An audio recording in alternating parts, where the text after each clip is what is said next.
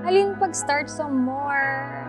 I tried my best good to give our customers a pleasant and convenient experience, from processing their applications to receiving their payments and even handling their complaints. Gina make sure ko gid nga masatisfy ang amon mga Ilonggo customers.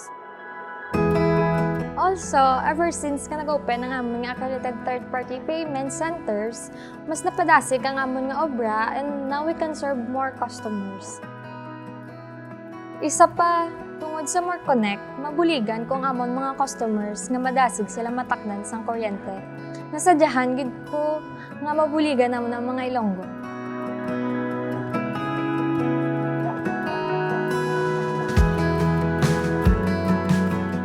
I remember when More Power just started its operations. Kami ng mga engineers, we encountered many challenges and expectations. To meet these expectations, we had to constantly upgrade and improve our services. Ever since nag-invest more on new and high-tech equipment, it became easier for us to detect hotspots and resolve the electrical issues sa mga konsumidor.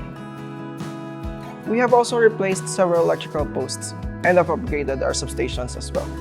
All of this para ang mga Ilonggo maka-enjoy ng cheaper, safer, and more reliable electricity. Dumduman ko gid nga halin sang pagsugod sa More Power, ginasigurado gid namon nga bisan ano oras may kuryente ang mga Ilonggo. Labi na gid tungod sa quick response team namon, napadasig namon ang pagresponde sa mga incident report sa mga brownout, kag lain-lain nga problema sa kuryente kung gadlaw, kag labi na gid sa gabi. Tungod man sa among clearing kag preemptive repair operation, mas malikawan nato ang diskrasya kag panami pagid namon ang connection. Basta may suga lang sa panimalay sang mga Ilonggo, bisan ano nga oras, obra ang ginanamon.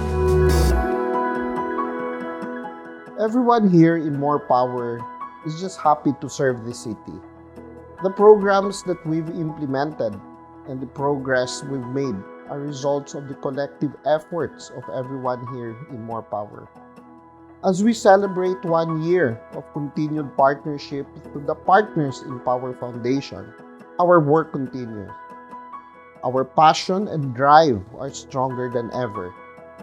Even with all the progress we've made and the expectations we've exceeded, our goal remains the same: to always shine a light in every home of every Ilonggo.